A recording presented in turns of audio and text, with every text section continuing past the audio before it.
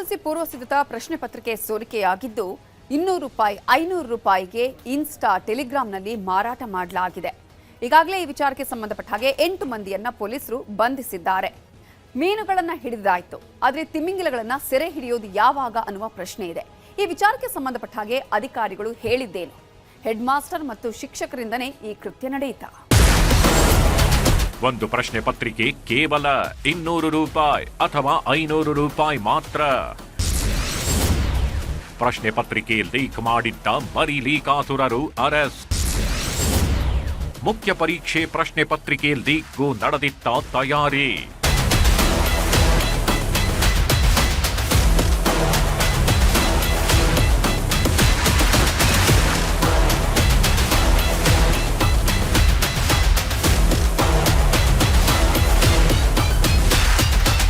Exam ಅಂದ್ರೇನೆ ಕೆಲವರಿಗೆ ಭಯ, ಕೆಲವರಿಗೆ ಸವಾಲು, ಕೆಲವರಿಗಂತೂ ಪ್ರತಿಷ್ಠೆ. ಎಕ್ಸಾಮ್ ಬಂತು ಅಂದ್ರೆ ವಿದ್ಯಾರ್ಥಿಗಳು ಹಗಲು ರಾತ್ರಿ ಕಷ್ಟಪಟ್ಟು ಓದ್ತಾರೆ. ಎಕ್ಸಾಮ್ನಲ್ಲಿ ಜಾಸ್ತಿ ಮಾರ್ಕ್ ತೆಗಿಬೇಕು ಅಂತ ಊಟ ನಿದ್ದೆ ಬಿಟ್ಟು ಅಭ್ಯಾಸ ಮಾಡ್ತಾರೆ. ವಿದ್ಯಾರ್ಥಿಗಳ ತಯಾರಿಯನ್ನು ಇನ್ನಷ್ಟು ಮೊನಚುಗೊಳಿಸುವುದಕ್ಕೆ ಅಂತಾನೆ ಪೂರ್ವ ಸಿದ್ಧತೆ ಪರೀಕ್ಷೆಗಳನ್ನು ನಡೆಸ್ತಿದೆ ಶಿಕ್ಷಣ ಇಲಾಖೆ. ಈ ಎಕ್ಸಾಮ್ಗಳಲ್ಲಿ ಅಷ್ಟು ಮಾರ್ಕ್ ತೆಗಿಬೇಕು, ಇಷ್ಟು ಮಾರ್ಕ್ ತೆಗಿಬೇಕು ಅನ್ನೋ ಒತ್ತಡ ಇರೋದೇ ಇಲ್ಲ. ಫೇಲ್ ಆದ್ರೂ ಓಕೆ, ಪಾಸ್ ಆದ್ರೂ ಓಕೆ, ಅದೆಲ್ಲ ಗಣನೆಗೆ ಬರೋದೇ ಇಲ್ಲ. ಯಾರೂ ಕೂಡ ಈ ಪೂರ್ವ ಸಿದ್ಧತಾ ಪರೀಕ್ಷೆಗಳ ಬಗ್ಗೆ ತಲೆ ಕೆಡಿಸ್ಕೊಳ್ಳೋದೇ ಇಲ್ಲ. ಆದರೂ ಈ ಪ್ರಶ್ನೆ ಪತ್ರಿಕೆಗಳು ಲೀಕ್ ಆಗ್ತಿವೆ. ಎಸ್ಎಸ್ಎಲ್ಸಿ ಪೂರ್ವ ಸಿದ್ಧತಾ ಪರೀಕ್ಷೆಯ ಕ್ವೆಶ್ಚನ್ ಪೇಪರ್ ಅನ್ನು ಲೀಕ್ ಮಾಡಿದ್ದಾರೆ ಲೀಕಾಸುರರು.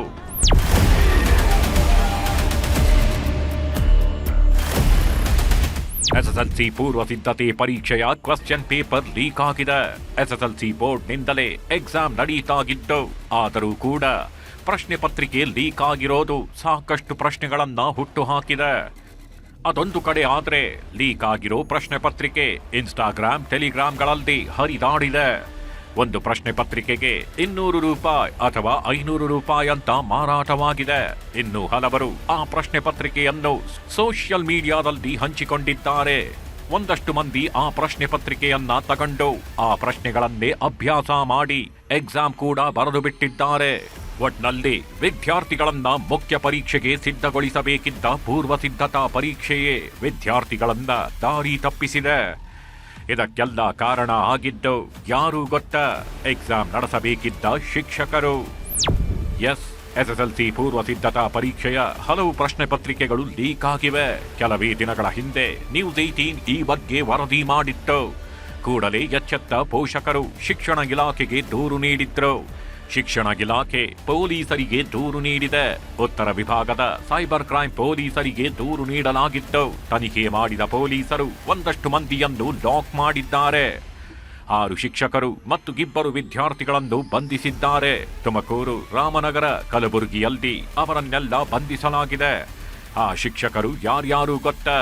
ಇಲ್ಲಿದೆ ನೋಡಿ. ಗಿರೀಶ್ ವಿಡಿ, ಮುಖ್ಯೋಪಾಧ್ಯಾಯ, ತುಮಕೂರು.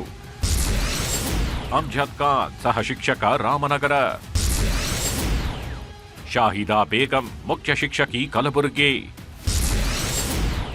ಫಾಹಿಮ್ದ, ಸಹ ಶಿಕ್ಷಕಿ, ಕಲಬುರಗಿ. ಮೊಹಮ್ಮದ್ ಸಿರಾಜುದ್ದೀನ್, ಶಿಕ್ಷಕ, ಕಲಬುರಗಿ. ಫರ್ಜಾನಾ ಬೇಗಂ, ಶಿಕ್ಷಕಿ, ಕಲಬುರಗಿ. ಇವರನ್ನು ಬಂಧಿಸಿದ್ದಾರೆ ಪೊಲೀಸರು. 6 ಜನ ಶಿಕ್ಷಕರ ಜೊತೆಗೆ 2 ವಿದ್ಯಾರ್ಥಿಗಳನ್ನು ಕೂಡ ಪೊಲೀಸರು ಬಂಧಿಸಿದ್ದಾರೆ. ಆ ವಿದ್ಯಾರ್ಥಿಗಳು ಸೋಷಿಯಲ್ ಮೀಡಿಯಾದಲ್ಲಿ ಪ್ರಶ್ನೆ ಪತ್ರಿಕೆಗಳನ್ನು ಫಾರ್ವರ್ಡ್ ಮಾಡೋಕೆ ಮುಂದಾಗಿದ್ರು. ಅವರನ್ನ ಪತ್ತೆ ಹಚ್ಚಿರೋ ಪೊಲೀಸರು ಬಂಧಿಸಿ ವಿಚಾರಣೆ ನಡೆಸ್ತಾಗಿದ್ದಾರೆ. ಇನ್ಸ್ಟಾಗ್ರಾಂನಲ್ಲಿ ಅವರು ಪ್ರಶ್ನೆ ಪತ್ರಿಕೆಯನ್ನ ಮಾರೋಕೆ ಮುಂದಾಗಿದ್ರು ಅನ್ನೋದು ಗೊತ್ತಾಗಿದೆ. ವಿದ್ಯಾರ್ಥಿಗಳಿಗೆ ಯಾವ ಉದ್ದೇಶಕ್ಕೆ ಶಿಕ್ಷಕರು ಡೌನ್ಲೋಡ್ ಮಾಡಿಕೊಟ್ರು ಅಂತಾನು ತನಿಖೆ ಮಾಡ್ತಾಗಿದ್ದಾರೆ. ಆರೋಪಿಗಳು ಈ ಪ್ರಶ್ನೆ ಪತ್ರಿಕೆಗಳನ್ನು ಯಾವ್ಯಾವ ಗ್ರೂಪ್ಗಳಲ್ಲಿ ಶೇರ್ ಮಾಡಿದ್ರು, ಆ ಗ್ರೂಪ್ಗಳಲ್ಲಿ ಇರೋರು ಯಾರು ಅನ್ನೋ ಬಗ್ಗೆಯೂ ತನಿಖೆ ನಡೀತಾಗಿದೆ. ಶ್ರೇಷ್ಠರಾಗಿ ನಮ್ಮವರು ಕೆಲವು ಮಾಹಿತಿದ ಆಧಾರ ಮೇಲೆ ಕೆಲವು ಅರೆಸ್ಟ್ ಮಾಡಿದ್ದಾರೆ. ಅವರು ಕ್ವೆಶ್ಚನ್ ಮಾಡಬೇಕು ಮತ್ತು ಅವರದ್ದು ಏನು ಪಾತ್ರ ಇದೆ ಅದ್ರ ಬಗ್ಗೆ ಇನ್ನು ಡಿಟೇಲ್ ಏನು ರೋಲ್ ಇದೆ ಅದ್ರ ಬಗ್ಗೆ ಇನ್ವೆಸ್ಟಿಗೇಷನ್ ನಡೀತಾ ಇದೆ. ಫಸ್ಟ್ ಕೆಲವ್ರ ಮಾಹಿತಿದ ಆಧಾರ ಮೇಲೆ ಈ ಸದ್ಯಕ್ಕೆ ಕೆಲವ್ರಿಗೆ ನಾವು ಪಿಕಪ್ ಮಾಡಿದ್ದೀವಿ. ಅವ್ರದ್ದು ಏನು ಪಾತ್ರ ಇದೆ ಮತ್ತು ಅವ್ರ ಇನ್ ಟರ್ನ್ ಯಾರ ಜೊತೆಗೆ ಶಾಮೀಲಾಗಿದ್ದಾರೆ ಮತ್ತು ಆಫೀಸಿಂದ ಅಥವಾ ಪ್ರೈವೇಟ್ ಕಡೆಯಿಂದ ಯಾರ್ಯಾರು ಶಾಮಿಲಿದೆ ಎಲ್ಲರಿಗೂ ನಾವು ಕ್ವೆಶ್ಚನ್ ಮಾಡಿ ಅವ್ರ ರೋಲ್ ಇದ್ದರೆ ಖಂಡಿತ ಅವ್ರ ಮೇಲೆ ಕ್ರಮ ತಗೊಳ್ತೀವಿ. ಎಸ್ಎಸ್ಎಲ್ಸಿ ಪೂರ್ವ ಸಿದ್ಧತೆಯ ಪರೀಕ್ಷೆ ನಡೆಸಲಾಗಿರೋದು ಎಸ್ಎಸ್ಎಲ್ಸಿ ಬೋರ್ಡ್. ಆದರೆ ರಾಜ್ಯದ ಹಲವು ಕಡೆಗಳಲ್ಲಿ ಪ್ರಶ್ನೆ ಪತ್ರಿಕೆ ಲೀಕ್ ಆಗಿದೆ.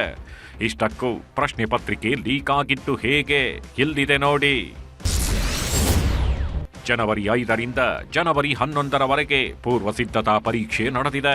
ಜನವರಿ 7ರಂದು ಪ್ರಶ್ನೆ ಪತ್ರಿಕೆ ಲೀಕ್ ಆಗಿರೋದ್ರ ಬಗ್ಗೆ ಪೋಷಕರಿಂದ ಬೋರ್ಡ್ಗೆ ದೂರು ನೀಡಲಾಗಿದೆ.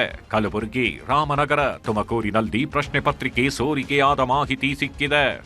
ಈ ವೇಳೆ ಪೊಲೀಸರಿಗೆ ಪರೀಕ್ಷಾ ಬೋರ್ಡ್ ದೂರು ನೀಡಿದೆ. ಅಂದ ಹಾಗೆ OTP ಬಳಸಿ ಮುಖ್ಯ ಶಿಕ್ಷಕರಿಂದ ಪ್ರಶ್ನೆ ಪತ್ರಿಕೆ ಡೌನ್ಲೋಡ್ ಮಾಡಲಾಗಿದೆ. ನಂತರ ಮುಖ್ಯ ಶಿಕ್ಷಕರೇ ಇತರೆ ಶಿಕ್ಷಕರಿಗೆ ಹಂಚಿರೋ ಅನುಮಾನವಿದೆ. ಪ್ರಶ್ನೆ ಪತ್ರಿಕೆ ಮೇಲೆ ಶಾಲೆಯ ಕೋಡ್ ಇರುತ್ತೆ. ಆ ಕೋಡ್ ಆಧರಿಸಿ ಮುಖ್ಯ ಶಿಕ್ಷಕರನ್ನ ಅರೆಸ್ಟ್ ಮಾಡಲಾಗಿದೆ. ಈ ಸಾರಿ ಒಂದು ಯಾವ ಸ್ಕೂಲಿಂದ ಲೀಕ್ ಆಗಿದೆ ಅಂತಕ್ಕಂಥದ್ದು ಗೊತ್ತಾಗುತ್ತೆ. ಕಾರಣ ಏನು ಅಂತ ಹೇಳಿದ್ರೆ, ಪ್ರತಿ ಸ್ಕೂಲ್ ಕೋಡನ್ನು ನಾವು ಪ್ರಶ್ನೆ ಪತ್ರಿಕೆ ಮೇಲೆ ಹಾಕಿರ್ತೀವಿ. ಅದನ್ನು ಹೆಡ್ ಮಾಸ್ಟರ್ ಲಾಗಿನ್ ಕೊಟ್ಟಿರ್ತೀವಿ ಮತ್ತು OTP ಬೇಸ್ಡ್ ಅದು ಪ್ರಶ್ನೆ ಪತ್ರಿಕೆ ಅವ್ರು ಡೌನ್ಲೋಡ್ ಮಾಡ್ಕೊಂಡಿರ್ತಾರೆ. ಹಾಗಾಗಿ ಯಾವುದಾದ್ರು ಒಂದು ಪ್ರಶ್ನೆ ಪತ್ರಿಕೆ ಆಚೆ ಬಂತು ಅಂತ ಹೇಳಿದ್ರೆ ಯಾವ ಸ್ಕೂಲ್ದು ಅಂತ ಗೊತ್ತಾಗುತ್ತೆ. ಇಮಿಡಿಯೇಟಾಗಿ ನಾವು ಆ ಸ್ಕೂಲ್ ಬಗ್ಗೆನೇ ಪೊಲೀಸ್ ಕಂಪ್ಲೇಂಟ್ ಕೊಟ್ಟಿದ್ದೀವಿ. ಈಗ ತನಿಖೆ ಒಂದು ಗುಲ್ಬರ್ಗಾ ಜಿಲ್ಲೆಯಿಂದ ಮತ್ತು ಒಂದು ತುಮಕೂರು ಜಿಲ್ಲೆಯಿಂದ ಮತ್ತು ರಾಮನಗರದಿಂದ ಈ ಥರ ಬಂದಿದೆ ಅಂತಕ್ಕಂಥ ದೂರು ಬಂದಿತ್ತು. ಸೊ ನಾವು ಇಮಿಡಿಯೇಟಾಗಿ ಪೊಲೀಸ್ ಕಂಪ್ಲೇಂಟ್ ಮಾಡಿದ್ದೀವಿ. ಪೊಲೀಸ್ನವರು ತನಿಖೆ ಮಾಡಿ ಮೇನ್ ಎಕ್ಸಾಮಿನೇಷನ್ ನಡೆಸೋ ವಿಧಾನ ಬೇರೆ, ಪ್ರಿಪರೇಟರಿ ಎಕ್ಸಾಮಿನೇಷನ್ ಅವ್ರು ಲಾಗಿನ್ ಕೊಡ್ತಾ ಇದ್ವಿ. ಮೇನ್ ಎಕ್ಸಾಮಿನೇಷನ್ ಫಜರೀಲ್ ಪ್ರಶ್ನೆ ಪತ್ರಿಕೆ ಇರುತ್ತೆ, ಅಲ್ಲಿ ಈ ಥರದೆಲ್ಲ ಸಮಸ್ಯೆ ಬರೋಕ್ಕೆ ಸಾಧ್ಯನೇ ಇಲ್ಲ. ಮೊದಲಾಗಿದ್ರೆ ಪ್ರಶ್ನೆ ಪತ್ರಿಕೆಗಳನ್ನ ಬಂಡಲ್ ಮೂಲಕ ಕಳಿಸಿಕೊಡಲಾಗ್ತಿತ್ತು. ಬಂಡಲ್ ಅನ್ನು ಶಾಲೆಯಲ್ಲದೆ ಓಪನ್ ಮಾಡಿ ಎಕ್ಸಾಮ್ ಅನ್ನು ನಡೆಸಲಾಗ್ತಾಗಿತ್ತು. ಆದ್ರೆ ಈಗ ಹಣದ ಉಳಿತಾಯ ಮಾಡೋದಕ್ಕೆ ಶಾಲೆಗಳಲ್ಲೇ ಪ್ರಶ್ನೆ ಪತ್ರಿಕೆ ಪ್ರಿಂಟ್ ತೆಗೆದುಕೊಳ್ಳೋದಕ್ಕೆ ಅವಕಾಶ ನೀಡಲಾಗ್ತಿದೆ. ಆನ್ಲೈನ್ನಲ್ಲೇ ಡೌನ್ಲೋಡ್ ಮಾಡಿಕೊಳ್ಳೋ ವ್ಯವಸ್ಥೆ ಇರೋದ್ರಿಂದ ಲೀಕ್ ಅನ್ನೋದು ಸಾಕಷ್ಟು ಸಾಮಾನ್ಯವಾಗ್ತಿದೆ ಅಂತಿದ್ದಾರೆ ಶಿಕ್ಷಣ ತಜ್ಞರು. ಸ್ಯಾಟ್ಸ್ ಪೋರ್ಟಲ್ನಲ್ಲಿ HMಗಳಿಗೆ ಕಳಿಸ್ತಾರೆ ಆನ್ಲೈನಲ್ಲಿ. ನಾವು ಪ್ರಿಂಟ್ ತಗೊಂಡು ಆಮೇಲೆ ಅದನ್ನು ಸ್ಟೂಡೆಂಟ್ಸ್ಗೆ ಕೊಡುವಂಥದ್ದು. ಸೊ 7:30ಯಿಂದ ಒಂದು 8 ಗಂಟೆ ಮಧ್ಯದಲ್ಲಿ ಅವರು ಅದನ್ನು ಸ್ಯಾಟ್ಸ್ಗೆ ಕಳಿಸ್ತಾರೆ. HM ಇಲ್ಲ ಅಲ್ಲಿ ಸ್ಕೂಲಲ್ಲಿ ಇರುವಂಥ ಕ್ಲರ್ಕು, ಯಾರಿಗೆ ಈ ಡೀಟೇಲ್ಸು, ಕ್ರೆಡೆನ್ಷಿಯಲ್ಸು, OTP ಬರುತ್ತೆ, ಇದೆಲ್ಲನೂ ಆಕ್ಸೆಸ್ ಇರುತ್ತೆ, ಅವರು ಅದನ್ನು ಓಪನ್ ಮಾಡಿಕೊಂಡು ಡೌನ್ಲೋಡ್ ಮಾಡ್ಕೊಬೋದು. ಆಮೇಲೆ ಪ್ರಿಂಟ್ ಹಾಕ್ಸಿ ನಾವೇ ಸ್ಕೂಲವರೇ ಪ್ರಿಂಟ್ ಹಾಕ್ಸಿ ವಿದ್ಯಾರ್ಥಿಗಳು ಕೊಡುವಂಥದ್ದು. ಇದು ಪದ್ಧತಿ ಇವಾಗಿರೋದು. ಪ್ರಶ್ನೆ ಪತ್ರಿಕೆ ಲೀಕ್ ಮಾಡೋದ್ರಿಂದ ಲೀಕಾಸುರರು ಹಣ ಸಂಪಾದನೆ ಮಾಡ್ತಾರೆ. ಸೋಷಿಯಲ್ ಮೀಡಿಯಾದಲ್ಲಿ ಫಾಲೋವರ್ಸ್ ಹೆಚ್ಚಿಸಿಕೊಳ್ಳೋಕೆ ಮತ್ತು ಲೈಕ್ಸ್ಗಾಗಿ ಕೂಡ ಪ್ರಶ್ನೆ ಪತ್ರಿಕೆ ಲೀಕ್ ಮಾಡಲಾಗುತ್ತಿದೆ. ಇದರಿಂದ ಏನೇನ್ ದುಷ್ಪರಿಣಾಮ ಆಗುತ್ತೆ ಈ ಬಗ್ಗೆ ತಜ್ಞರು ಹೇಳೋದೇನು ಇಲ್ಲಿದೆ ನೋಡಿ. ಬಟ್ ಇಲ್ಲೇನಾಗಿದೆ, ಇದು ಒಂದು ದುಡ್ಡಿಗೆ ಮೇಡಮ್. ವಿದ್ಯಾರ್ಥಿಗಳು ತುಂಬ ಜನ ಇವತ್ತು ಇನ್ಸ್ಟಾಗ್ರಾಮಲ್ಲಿದ್ದಾರೆ, ಯೂಟ್ಯೂಬಲ್ಲಿ ವೀಡಿಯೋಸ್ ನೋಡ್ತಾರೆ. ಇವಾಗ ಏನಾಗಿದೆ, ಅವ್ರಿಗೆ ಫಾಲೋವರ್ಸು, ಲೈಕ್ಸ್ ತೊಗೊಳಕ್ಕೆ ಇದೊಂದು ದುಡ್ಡು. ಆಮೇಲೆ ದುಡ್ಡು 30 ರೂಪಾಯಿಂದ ಮಾರಿದ್ದಾರೆ. ನಾನೇ ಕೇಳಿದ್ವಿ, 30 ರೂಪಾಯಿಂದ ಒಂದು ಪೇಪರ್ ಮಾರಿದ್ದಾರೆ. 30 ರೂಪಾಯಿ ಇರ್ಬೋದು, 50 ರೂಪಾಯಿ, 500 ರೂಪಾಯಿವರೆಗೂ ಮಾಡಿದ್ದಾರೆ. ಹಿಂದಿನ ದಿನ ಸಿಕ್ಕಿಲ್ಲ, ನನ್ನ ಅಭಿಪ್ರಾಯ ಹಿಂದಿನ ದಿನ ಸಿಕ್ಕಿಲ್ಲ, ಬೆಳಿಗ್ಗೆ ಸಿಕ್ಕಿದೆ. ಹಿಂದಿನ ದಿನ ನಾವು ಬೆಳಿಗ್ಗೆ ಕೊಡ್ತೀವಿ ಅಂತ ದುಡ್ಡು ಇಸ್ಕೊಂಡಿದ್ದಾರೆ. ಸೊ ಇಲ್ಲಿ ದುಡ್ಡಿನ ದಂಧೆ ಇದೆ. ಆಮೇಲೆ ಈ ಥರ ಫಾಲೋವರ್ಸು, ಲೈಕ್ಸ್ ಗಿಟ್ಟಿಸ್ಕೊಳ್ಳೋಕ್ಕೆ, ಆಮೇಲೆ ನಾವೇ ನೋಡಿ ನಾವು ಫೈನಲ್ ಎಕ್ಸಾಮು ಲೀಕ್ ಮಾಡ್ತೀವಿ ಅನ್ನೋ ಮಕ್ಕಳಲ್ಲಿ ಒಂದು ಏನಂದರೆ ಈ ಎಕ್ಸಾಮ್ ಬಗ್ಗೆ ನಾನ್ ಸೀರಿಯಸ್ನೆಸ್ ಬೆಳೆಸೋಕ್ಕೂ ಕಾರಣ ಆಗ್ತದೆ ಮೇಡಮ್. ಈಗ ಸದ್ಯಕ್ಕೆ ವಿದ್ಯಾರ್ಥಿಗಳು ಗೊಂದಲದಲ್ಲಿದ್ದಾರೆ. ಪೇಪರ್ ಲೀಕ್ ಆಯ್ತು ಅಂತ ಬೇಜಾರಲ್ಲಿದ್ದಾರೆ. ಈ ಬಗ್ಗೆ ಸರ್ಕಾರ ಕ್ರಮ ಕೈಗೊಳ್ಳೋದು ಅನಿವಾರ್ಯವಾಗಿದೆ. ಮುಖ್ಯ ಪರೀಕ್ಷೆಯನ್ನಾದರೂ ಕಟ್ಟುನಿಟ್ಟಾಗಿ ನಡೆಸಲಾಗುತ್ತೆ ಅನ್ನೋ ಭರವಸೆಯನ್ನ ತುಂಬಬೇಕಿದೆ. ಹಾಗಾದಾಗ ಮಾತ್ರ ಪರೀಕ್ಷೆಗೆ ಅರ್ಥ ಬರಲಿದೆ. PUC ಪರೀಕ್ಷೆಯಲ್ಲೂ ಇದೇ ರೀತಿ ಆಗಿದ್ದು ಪೊಲೀಸರು ಕ್ರಮ ಕೈಗೊಳ್ಳಬೇಕಿದೆ. PU ಪ್ರಶ್ನೆ ಪತ್ರಿಕೆ ಲೀಕ್ ಬಗ್ಗೆ ಮಾತಾಡಿರೋ PU ಬೋರ್ಡ್ ಡೈರೆಕ್ಟರ್ ಈ ರೀತಿ ಘಟನೆ ಆಗದೇ ಇರೋ ಥರ ಕ್ರಮ ತೆಗೆದುಕೊಳ್ತೇವೆ ಎಂದಿದ್ದಾರೆ. So first preparatory exam PUC 2ನೇ ತರಗತಿಯವರಿಗೆ ಬಂದು ಜನವರಿ 2ನೇ ತಾರೀಕಿಂದ ಶುರುವಾಗಿದೆ. ಕಳೆದ ವಾರ ಬಂದು ಗಣಿತ ವಿಜ್ಞಾನ ಕ್ವೆಶ್ಚನ್ ಪೇಪರು ಮತ್ತು ಇಂಗ್ಲೀಷ್ ಕ್ವೆಶ್ಚನ್ ಪೇಪರು ಸಾಮಾಜಿಕ ಮಾಧ್ಯಮಗಳ ಮುಖಾಂತರ ಬಂದು ಕೆಲವು ಕಡೆ ಮಾತ್ರ ಹೊರಗೆ ಬಂದಿದೆ. ಅದು ಸಂಬಂಧಪಟ್ಟು ಈ 2 ಕ್ವೆಶ್ಚನ್ ಪೇಪರ್ ಲೀಕಿಗೆ ಸಂಬಂಧಪಟ್ಟು ಸಹ ಈಗಾಗಲೇ ಪೊಲೀಸಲ್ಲಿ FIR ಫೈಲ್ ಆಗಿದೆ. ಪೊಲೀಸ್ ಇಲಾಖೆಯವರ ವತಿಯಿಂದ ಈಗ ತನಿಖೆ ಆಗ್ತಾ ಇದೆ. ಈಗ ಈ ರೀತಿ ಘಟನೆಗಳು ಮುಂದೆ ಆಗದೇ ಇರಬೇಕು ಅಂತೇಳಿ ಹೇಳಿ ನಮ್ಮ ಇಲಾಖೆ ವತಿಯಿಂದ ಕೆಲವು ಮುಂಜಾಗ್ರತಾ ಕ್ರಮ ತಗೊಳ್ತಾ ಇದ್ದೀವಿ. ಈಗ ಸದ್ಯ ಬಂದು ನಾವು ಮಾಡಿರುವ ಒಂದು ವಿಧಾನಕ್ಕಿಂತ ಬಂದು 2ನೇ ಪ್ರಿಪರೇಟರಿಲಿ ಇನ್ನೂ ಸ್ವಲ್ಪ ಗೌಪ್ಯತೆಯನ್ನು ಕಾಪಾಡುವ ರೀತಿಯಲ್ಲಿ ಕ್ರಮಗಳನ್ನು ನಾವು ಮುಂದೆ ತಗೊಳ್ತೀವಿ. ಅದು ನಾವು ಚರ್ಚೆ ಮಾಡ್ತಾ ಇದ್ದೀವಿ. ನಾವು ಅಂತಿಮಗೊಳಿಸಿದ ನಂತರ ನಾವು ಸುತ್ತೋಲೆ ಮುಖಾಂತರ ಎಲ್ಲ ಕಾಲೇಜಿಗೆ ತಿಳಿಸ್ತೀವಿ. ಈಗ ಸದ್ಯಕ್ಕೆ ಆರೋಪಿಗಳ ಮೊಬೈಲ್ಗಳು ಜಪ್ತಿ ಮಾಡಿದ್ದು ಏನಾದ್ರೂ ಡಿಲೀಟ್ ಆಗಿದೆಯಾ, ಒಬ್ಬರಿಗೊಬ್ಬರು ಪರಿಚಯ ಆಗಿದ್ದಾರಾ, ಇವರ ಉದ್ದೇಶ ಏನಾಗಿತ್ತು ಅನ್ನೋ ಬಗ್ಗೆಯೂ ಪೊಲೀಸರು ತನಿಖೆ ಮುಂದುವರೆಸಿದ್ದಾರೆ. ಮೊಬೈಲ್ಗಳನ್ನು ಎಫ್ಎಸ್ಎಲ್ಗೆ ರವಾನಿಸಲಾಗಿದೆ. ವಿದ್ಯಾರ್ಥಿಗಳ ಭವಿಷ್ಯದ ದೃಷ್ಟಿಯಿಂದ ಪ್ರಶ್ನೆ ಪತ್ರಿಕೆ ಸೋರಿಕೆ ಪ್ರಕರಣವನ್ನು ಪೊಲೀಸರು ಬಹಳ ಸೀರಿಯಸ್ ಆಗಿ ತಗೊಂಡು ವಿಚಾರಣೆ ಮಾಡ್ತಾಗಿದ್ದಾರೆ. ಸದ್ಯ ಸಣ್ಣವರು ಪತ್ತೆಯಾಗಿದ್ದು ದೊಡ್ಡ ತಿಮಿಂಗಲಗಳು ಯಾವಾಗ ಬಲೆಗೆ ಬೀಳುತ್ತವೋ, ಶಿಕ್ಷಣ ಇಲಾಖೆಯಲ್ಲಿ ಯಾರಾದರೂ ಭಾಗಿಯಾಗಿದ್ದಾರಾ ಅನ್ನೋದು ತನಿಖೆ ಬಳಿಕವಷ್ಟೇ ಗೊತ್ತಾಗಲಿದೆ.